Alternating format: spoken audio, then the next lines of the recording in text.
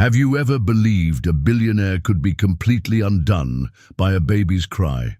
Not bankruptcy, not betrayal, but a baby's scream, so raw, so relentless.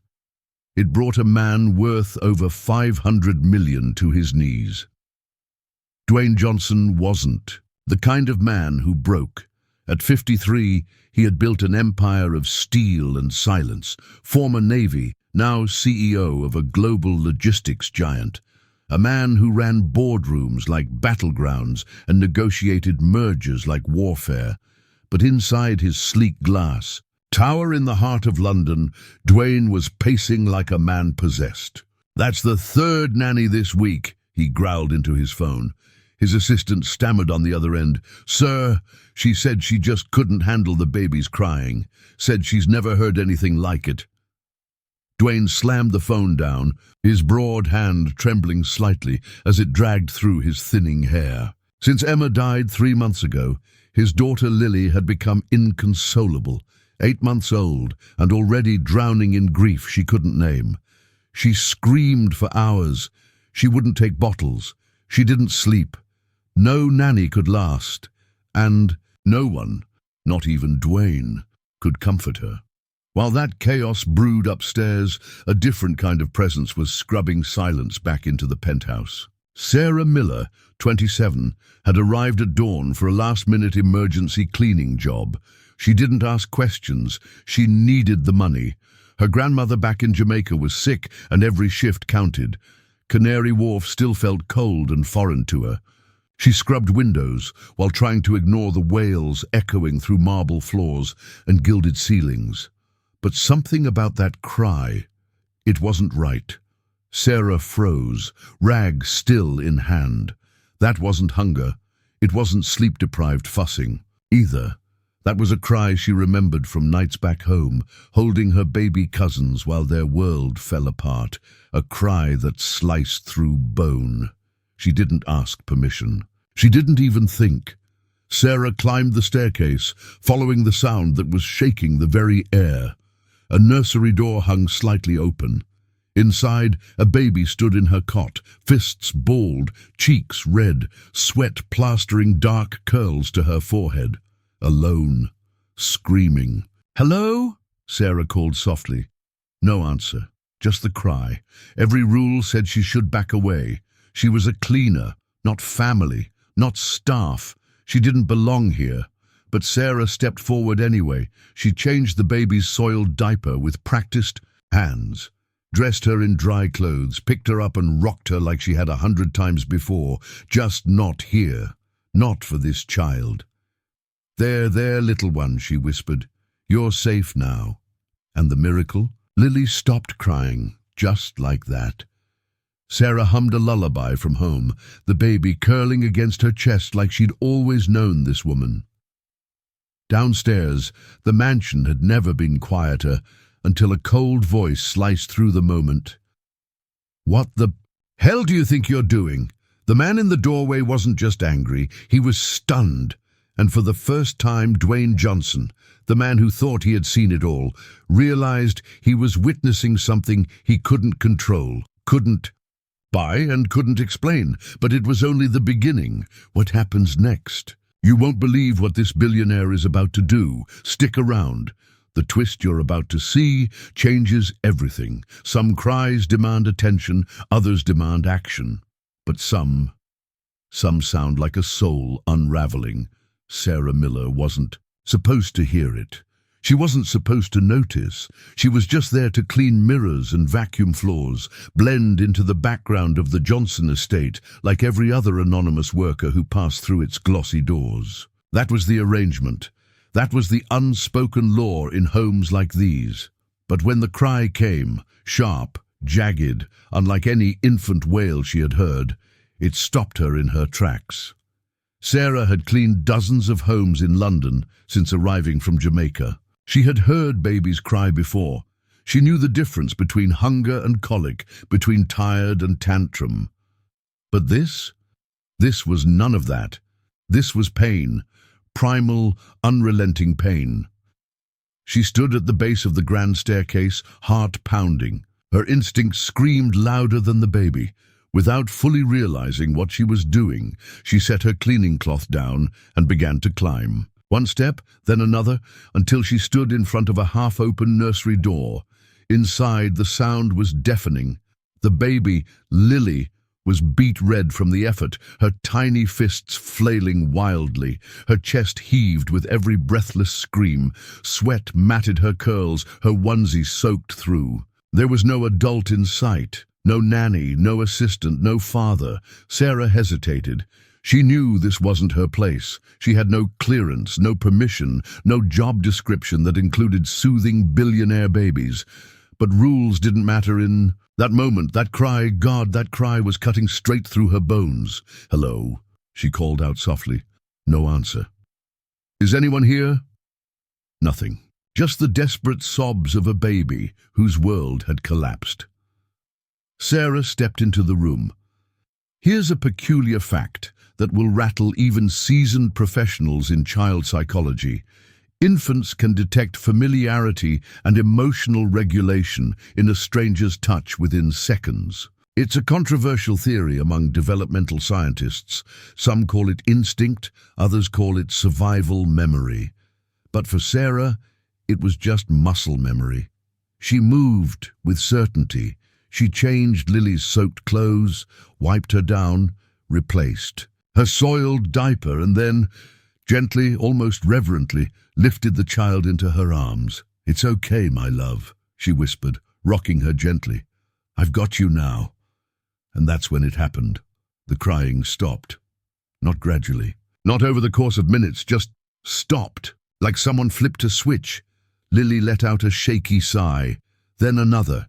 Her body, tense as a bow, began to loosen. Her small hands clutched Sarah's shirt. Her eyelids, still puffy from tears, fluttered shut. And for the first time in days, maybe weeks, peace settled into the air like falling dust. It was the kind of scene you only read about, the kind skeptics call emotional projection or unconscious transference.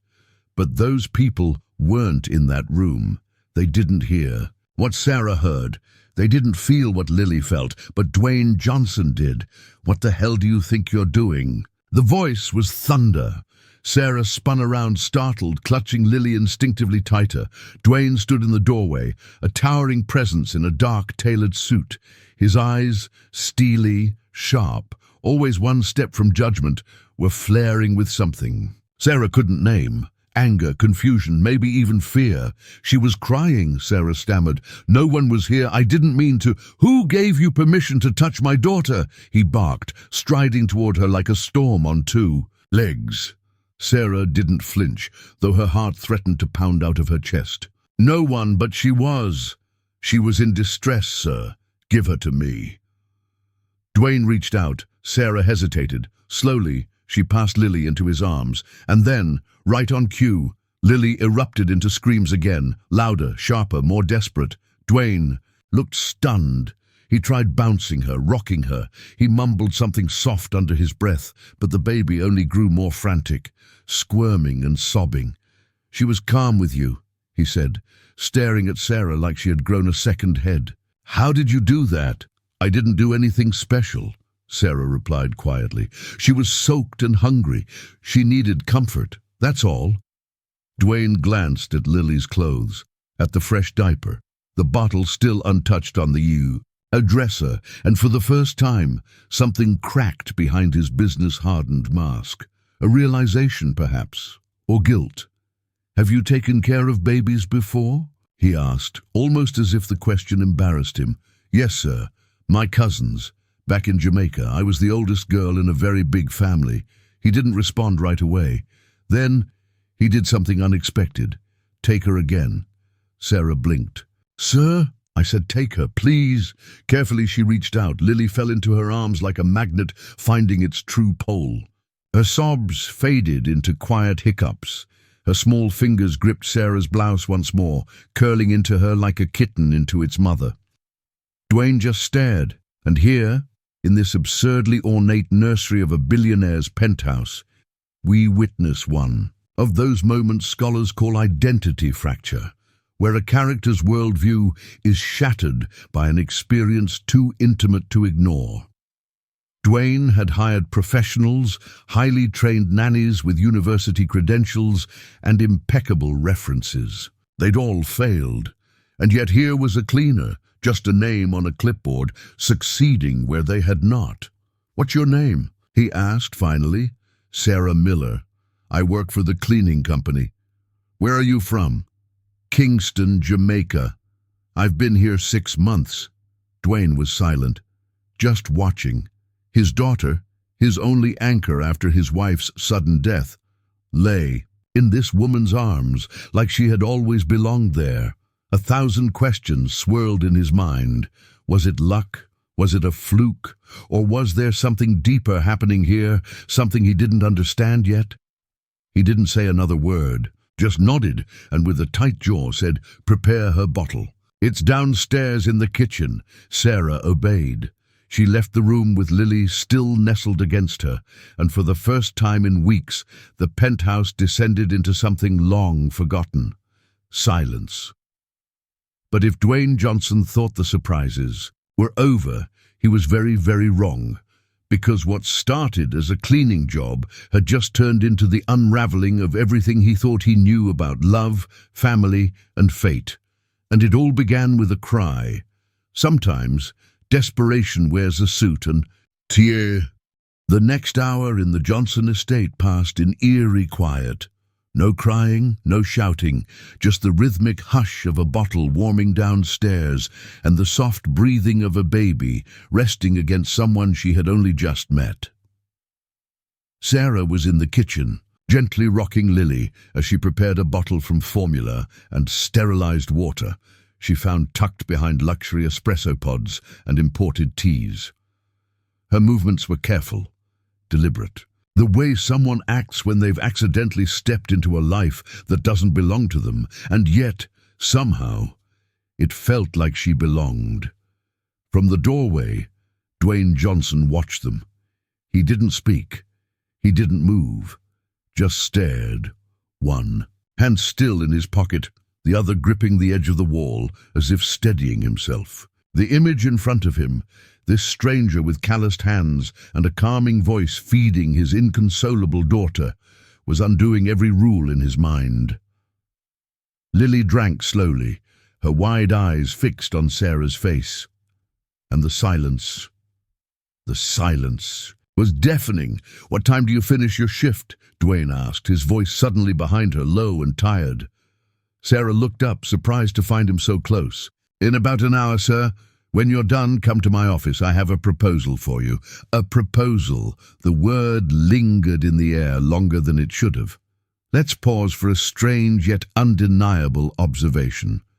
Billionaires do not usually speak to domestic staff this way, not unless it's about breach of contract or misplacement of antique silverware, and certainly not unless desperation, true, unfiltered paternal desperation, has cracked their armor. Scholars of workplace sociology have debated the phenomenon of boundary collapse, especially in high-wealth households. When emotional crises strike, the hierarchy buckles. Sarah nodded but said nothing. She didn't know what this man could possibly want from her. Gratitude? Probably not. Apology? Unlikely. A lecture about knowing her place? That seemed far more probable. But she finished her duties. An hour later, she stood in front of a door carved from wood older than her entire village in Kingston. She knocked once, then entered on his command. "Sit down, please," Dwayne said without looking up. He was behind his enormous desk, buried in papers and shadow. The room smelled faintly of expensive leather and fatigue. Sarah sat, hands folded. In her lap, trying not to stare at the shelves filled with awards, framed newspaper clippings, and degrees from universities she had only seen in movies. "You have experience with children?" he asked suddenly, eyes now on hers. "Yes, sir," she replied. "As I said before my cousins, I also worked for a family in Kingston before coming to London." "Why did you come here?" His voice softened just slightly. Sarah hesitated. My grandmother, she's very sick, diabetes, heart problems. Medication is expensive. I can earn more here to send home. Dwayne leaned back in his chair. Something flickered across his face. Regret? Guilt? Recognition? Your employer gave me your file, references, past jobs. She says you're responsible, reliable. I try to be, sir. He pushed a folder aside, stood, and walked to the window.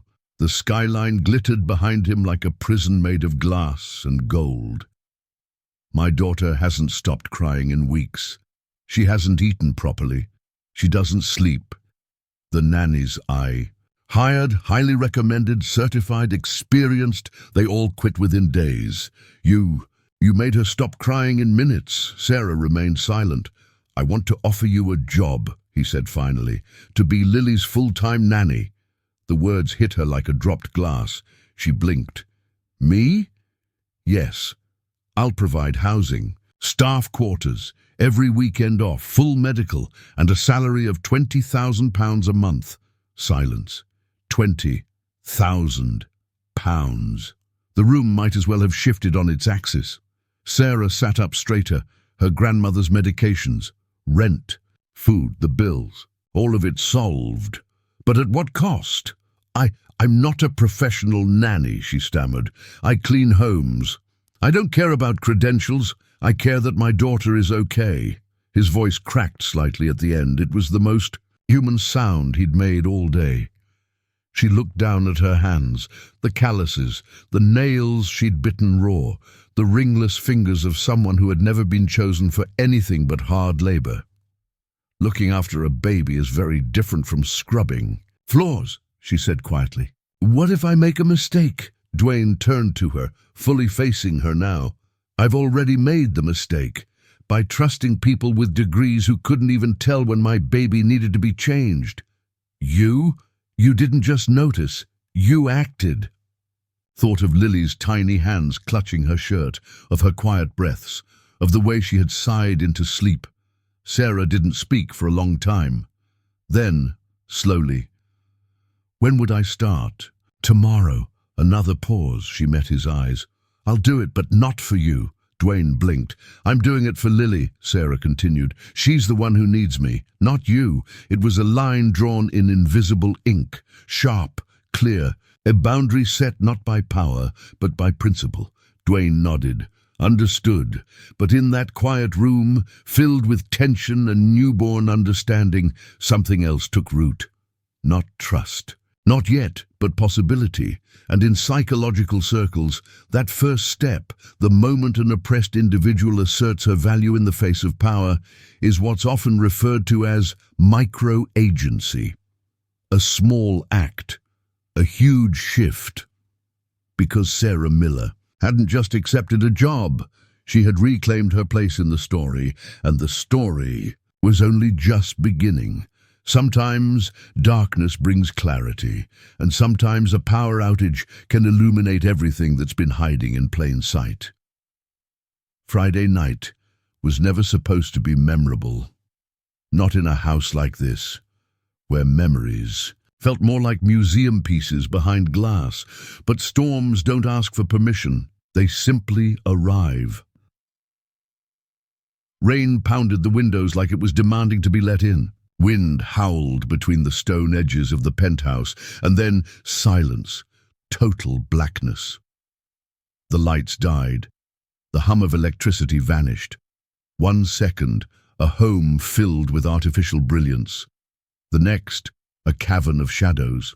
Sarah had just lowered Lily into her bath when the blackout struck. 1 second, laughter and bubbles. The next, pitch dark and cold porcelain.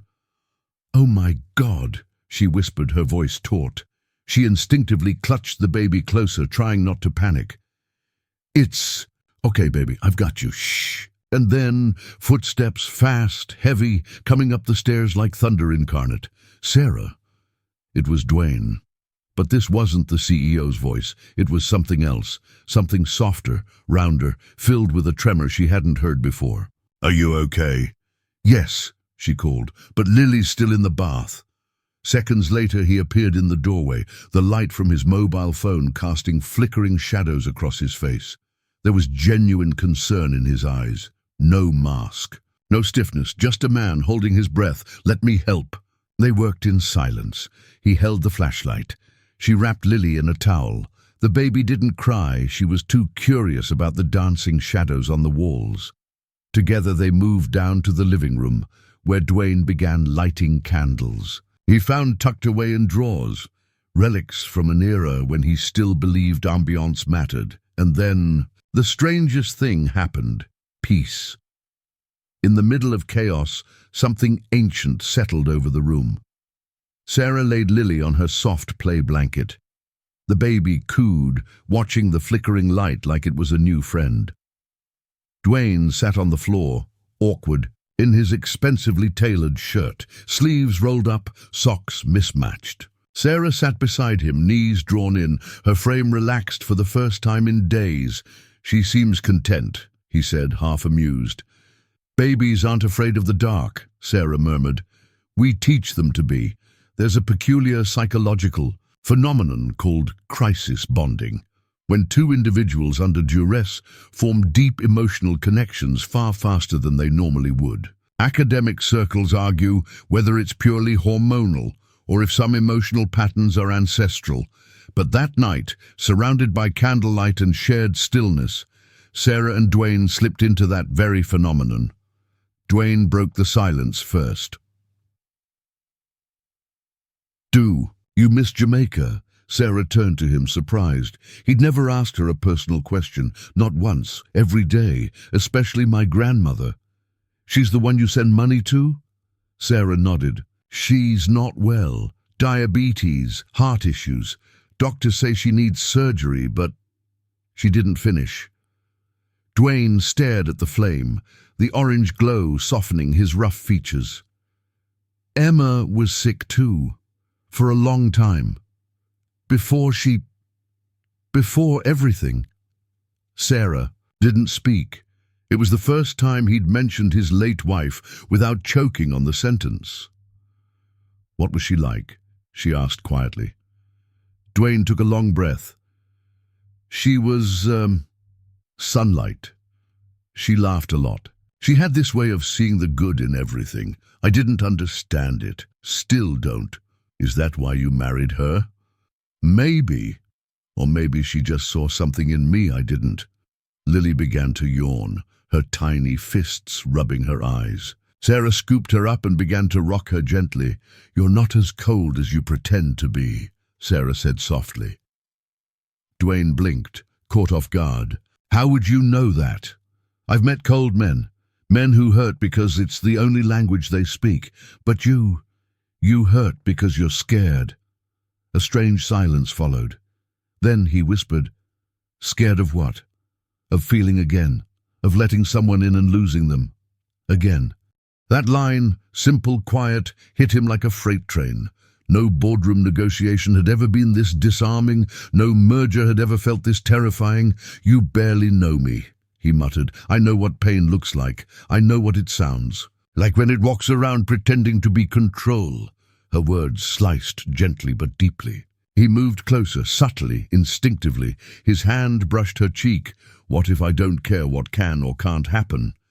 Sarah didn't move, didn't flinch, and then he kissed her.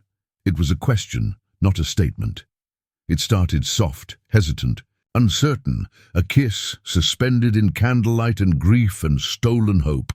But then it deepened, as if they had both been holding their breath for weeks. When they broke apart, foreheads resting against each other, neither could look away. "This is wrong," Sarah whispered. "Your wife's only been gone 3 months." "I know. I work for you. I know that too. We're from different worlds, Dwayne." His reply was almost inaudible. "And yet, here we are." They stayed like that, frozen in the stillness, holding on to a moment they knew would vanish the second the lights returned. And vanish it did, because when the electricity flickered back on 40 minutes later, so did the barriers. The silence remained, but now it was colder, thicker. The house was alive again, buzzing with its artificial heartbeat, but the two of them. They were different now, and while Sarah gently placed Lily back in her crib, she didn't dare look back toward the man who, for a moment, had made her forget every line society had drawn between them. Because here's the strange thing about moments born in the dark. They rarely survive the light. But what happens next? When morning comes? When power returns, but trust still flickers? There are some secrets that don't whisper. They wait in silence. And when the time is right, they scream. 3 weeks passed since the night of the power cut. 3 weeks since a kiss in candlelight shifted the axis of two lives. But by morning, the world had reverted to routine. Cold walls, polite nods, unspoken tension. Dwayne Johnson had returned to being a ghost in his own house, present but never fully there. His days began before sunrise and ended long after sunset. He spoke to Sarah with the professionalism of a man who had mastered the art of forgetting. But his eyes betrayed him. They followed her when she walked into a room, and when she wasn't. Looking, he watched. Sarah noticed it all, the way his tone softened unconsciously when he asked about Lily, the way he paused outside the nursery door a second longer than necessary. But he never mentioned the kiss. Never acknowledged that moment of vulnerability, and for Sarah it was a silent betrayal that stung deeper than any words. On a quiet Tuesday morning, Dwayne left early for a board meeting. Lily was asleep. The house was unusually still. Sarah, trying to distract herself from the emotional fog, decided to tackle the master bedroom, an area she typically avoided. She stripped the bed, dusted the corners, rearranged books that hadn't been touched in months. Then, in the wardrobe, she noticed a cardboard box buried beneath winter coats. It was old, the tape barely holding. Out of pure instinct, or something closer to fate, she pulled it out and placed it on the bed. Photos, letters, ticket stubs. And at the bottom, a black phone. Lily stirred in the nursery. Sarah scooped her up and brought her in, not wanting to leave her alone. The baby reached into the box, her tiny fingers wrapping around the forgotten phone. Before Sarah could stop, Lily pressed something and the screen came to life. "Oh no, that's not a toy," she murmured, gently trying to take it back. But then the video started. A woman appeared on screen. Brown hair, green eyes, radiant smile. She was seated in the very room where Sarah now sat. Her voice trembled. "If anyone is watching this, I'm probably not here anymore." It was Emma Dwayne's late wife. Sarah froze. Her thumb hovered above the pause button, but she didn't press it. She couldn't. "Daniel, if you're watching this, there's something I never had the courage to tell you." The name slip didn't faze her. Emma's confession did. "Lily is not our biological daughter. I adopted her without telling you. I falsified the documents. I was afraid that if you knew, you wouldn't love her." Sarah couldn't breathe. Her chest tightened. Her arms clutched Lily protectively, even though the baby had no idea what was unfolding. Emma explained everything. The orphanage, the instant connection, her fear of Dwayne's reaction, and the final line trembling on her lips. "I know it was wrong, but I don't regret it. Because Lily, she's ours in every way that matters." Then darkness. The video ended. Sarah sat in stunned silence. There's a concept in moral psychology known as relational disruption. The moment when a new piece of information forces someone to reevaluate everything they thought they knew about someone else. It doesn't just alter perception, it rewrites memory. And in that moment, Sarah didn't just see Emma differently, she saw Dwayne differently too. What was she supposed to do? Pretend she never saw it? Keep the truth buried? Was it even her? Truth to tell, she didn't have answers, only shaking hands and a racing heart. That evening, Dwayne returned.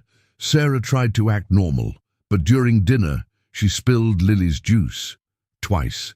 She dropped a spoon, Her sentences were clipped and distracted. "You okay?" he asked, suspicious. "I'm fine, sir." But she wasn't. That night, as Lily slept peacefully, Sarah sat on her bed staring at the black phone in her lap. Her thumb hovered again, and then she made her choice. The next evening, when Dwayne came home, the house was still. Lily was asleep. Sarah waited near the kitchen, clutching the phone like a loaded weapon. "Mr. Johnson," she said softly. He looked up from his newspaper. "Yes? I need to show you something."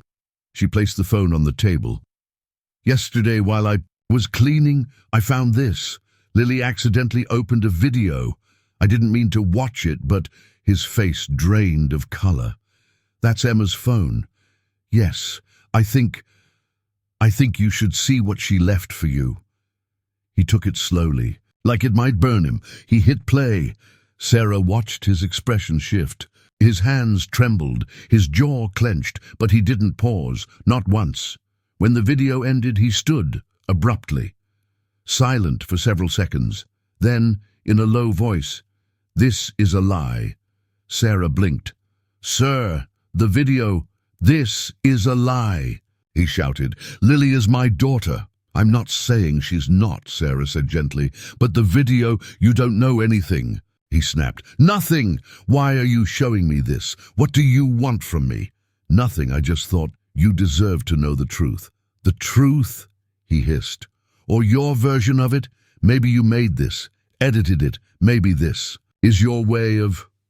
"What, manipulating me?" Her heart cracked. "I would never..." "Of course you would. You've been acting strange ever since that night." Sarah couldn't hold back the tears anymore. "I did this because I care about Lily, because I thought you had a right to know. The only thing you have a right to is doing your job and staying silent." The words landed like slaps. "Get out," he said. "What?" I said. "Pack your things and get out of my house. Now."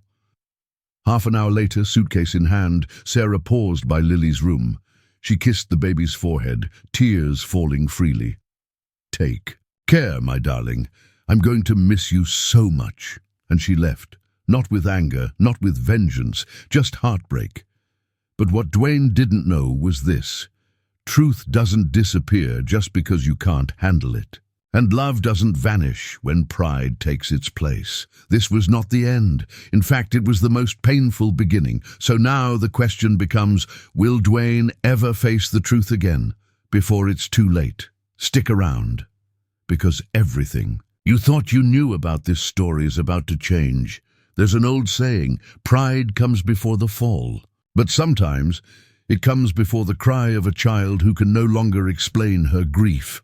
Sarah Miller stepped off a cold morning bus in Birmingham with nothing but a small suitcase, £30 in her wallet, and a heart freshly broken. She hadn't looked back as the London skyline faded behind her. The city had taken more than it gave, her dignity, her safety, and something that hurt more than either. Lily. She hadn't slept the entire trip. In her mind, Lily's face replayed over and over, eyes wide, cheeks flushed, those tiny arms reaching for her as she whispered goodbye in the dark. The world was quiet now, painfully so. At the bus terminal, she noticed a newspaper folded beside, an empty bench. On the back, a tiny ad. Housekeeper wanted. Small house, quiet family. Desperation doesn't wait for perfect timing. Sarah dialed the number from a public phone. "Is the position still open?" "Yes," said the warm voice. "On the other end. Can you come today?" The Harrison family lived on the edge of town in a modest brick cottage. Everything about it was the opposite of Dwayne Johnson's glass penthouse. Small, old, but honest. Mrs. Eleanor Harrison opened the door, her face lined with age but eyes full of gentle curiosity. "You must be Miss Miller. Come in. Tell me a bit about yourself." Sarah handed over her references, careful not to mention London, not to mention Lily. "You can start tomorrow," Mrs. Harrison said. 5,000 a month, meals included. It was less than a quarter of what she'd earned under Dwayne, but money wasn't what mattered now. Peace did. In the days that followed, Sarah tried to rebuild her routine. She cooked, she cleaned, she kept her head down, but at night, in the narrow bed of her new room, the memories returned. Memories of giggles on nursery floors, bottles warmed just right, soft lullabies sung to a child who had never asked to be loved, but somehow had been anyway. Meanwhile, back in London, Dwayne Johnson's world was unraveling. In the 3 weeks since Sarah's departure, he had hired not one, not two, but 4 new nannies through the city's top agency. All of them quit. She cries like she's grieving, one said. We can't soothe her. It's like she's searching for something that's gone. Lily refused bottles, refused naps. She screamed at random hours and scratched at her crib bars until her hands were raw. And Dwayne, former Navy boardroom conqueror, was helpless. Desperate, he sat on the nursery floor one night, holding her limp frame. "What do you want?" he whispered, exhausted. "Tell me what to do." She only cried harder. And then, something shattered inside him. Dwayne began to cry, really cry, for the first time since Emma died, for the first time since he pushed Sarah away. "You miss her, don't you?" he whispered to Lily. "You miss Sarah." The next morning, he retrieved Emma's phone from his drawer and played the video again. This time, without anger, without pride, just truth. He watched her face, her eyes.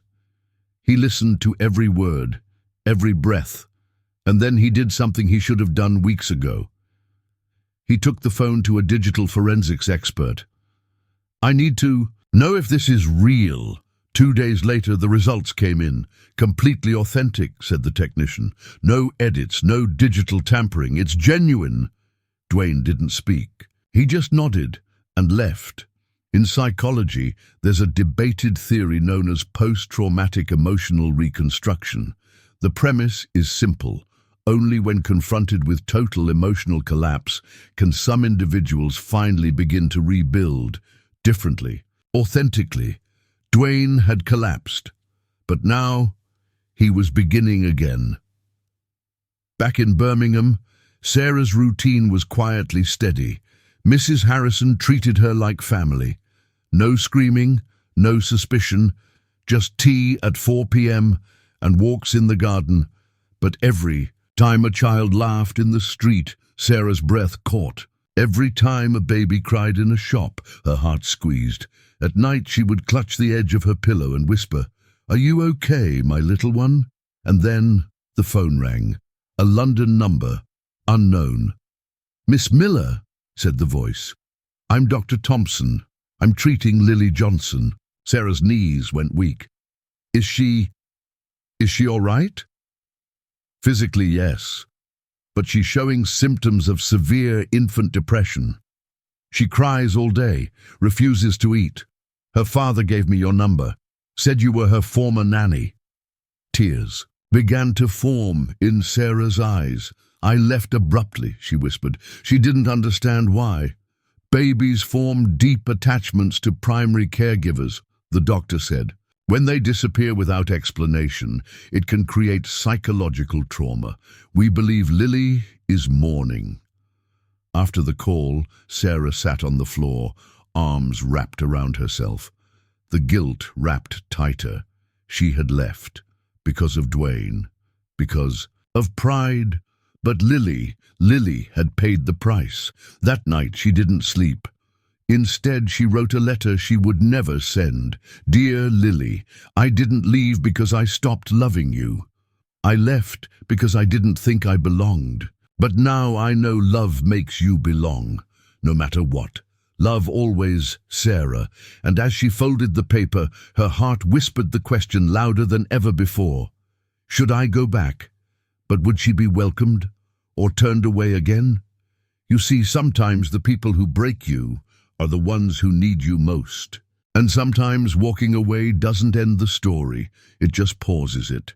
There's a particular kind of silence that follows regret.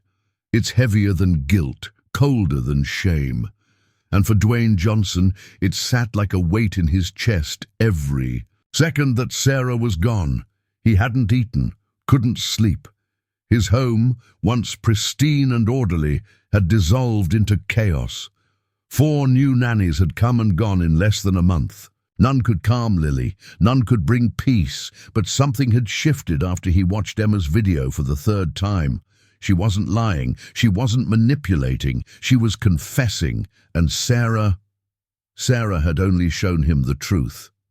The truth. He had been too proud, too broken to face. He didn't tell his assistant. He didn't call for his driver. He didn't even pack a bag. Dwayne drove himself 4 hours straight from London to Birmingham, with nothing but Sarah's old employer's contact scribbled on a napkin and the address she'd left behind in an emergency work file. Every mile was a beat of his heart screaming, "You were wrong." At the Harrison house, the sun was setting in soft amber light.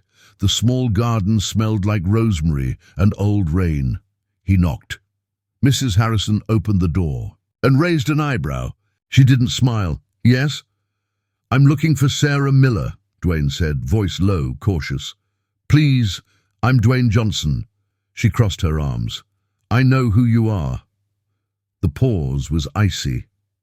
"What do you want with her?" "I need to talk to her. It's about Lily." "She doesn't want to talk to you," the older woman said plainly. "You hurt her. Badly." "Please," Dwayne whispered. "I know. I have to explain. I have to make things right." Mrs. Harrison stared at him for a long time, then closed the door. Inside, Sarah was hanging laundry. When she heard the name, Dwayne Johnson, her hands dropped the shirt she was folding. He was here. "What should I tell him?" Mrs. Harrison asked gently. Sarah closed her eyes. Her pulse was loud in her ears. She wanted to run. She wanted to scream. But then she thought of Lily. "Let him in," she said, "but stay close." She met Dwayne at the threshold. He stood on the pavement like a stranger, not the billionaire, not the cold boss. Just a man, tired, unshaven, eyes sunken with sorrow. "Hello, Sarah," he said softly. "What do you want, Mr. Johnson?" Her use of Mr. Johnson cut deep. She had called him Dwayne once. "I need to talk to you." "I think we talked enough. The night you threw me out like garbage." He flinched. "You were right about the video. I had it analyzed. It's real." Sarah crossed her arms. And I was wrong. About Emma. About you. About everything. There's a strange dynamic in human psychology called emotional reparenting. It's when someone begins to nurture the parts of themselves that were never nurtured before, usually catalyzed by love or loss. Dwayne was now in that space, a man trying to unlearn. "Lily isn't well," he continued. "She's not eating. She's not sleeping. She cries non-stop." Sarah swallowed hard. "Get another nanny." "She doesn't want anyone else." His voice cracked. "She wants you." Sarah looked away. "Or maybe she just wants the woman who fed her. That doesn't mean she wants me." "I miss you," Dwayne whispered. There it was. "You miss me. Or the employee who made your life easier?" "No," he stepped forward. "I miss the woman I kissed by candlelight, the one who saw through every layer of my armor and still stayed." She didn't reply. He exhaled shakily. "I was scared. Sarah, scared that if I let someone else in, I'd lose them too, scared of betraying Emma's memory. And now I know I've already lost too much by pushing you away." The next moment was suspended in air. "What exactly are you asking, Mr. Johnson?" "I want you to come back. As an employee?" "No," he stepped closer. "As family, as the woman I trust. As someone I don't want to live without." Sarah blinked. The words landed, but they hurt. "You humiliated me. You accused me of lying. You destroyed every ounce of trust I gave you." "I know," he said, "and I don't expect forgiveness today or tomorrow, but I'm here, and I'll keep showing up." Sarah shook her head slowly. "If I come back, things have to change." They will. No more secrets, no more yelling, no more treating me like I'm disposable. Agreed. And we take it slow, very slow. I'll wait however long it takes. Sarah stared at him, unsure whether she was making a colossal mistake or giving herself the beginning she always deserved. I'll come back, she said finally, but for Lily, not for you. Dwayne nodded. For now, that's enough. As she packed her small bag, Mrs. Harrison stood beside her, watching quietly. You sure about this, dear? Sarah smiled faintly. No, but Lily needs me. Mrs. Harrison nodded. Sometimes that's reason enough. And just like that, Sarah climbed into the car beside the man who had shattered her heart and was now asking for the chance to put the pieces back together. But trust once broken is never given freely again. Dwayne knew it. Sarah knew it.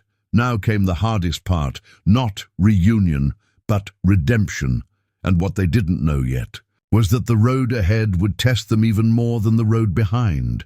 So the only question left is, can two broken people become whole together? Forgiveness doesn't come wrapped in roses or grand gestures. Sometimes it shows up quietly in the form of a warm bottle, a dry diaper, and a baby's fragile breath finally steady in your arms. Sarah Miller's return wasn't met with a red carpet. There were no apologies shouted from rooftops, no poetic speeches, just silence, a silence filled with cautious hope and deep, aching fear. Dwayne carried her suitcase like it was made of glass. Your room's exactly as you left it, he said. I didn't touch anything.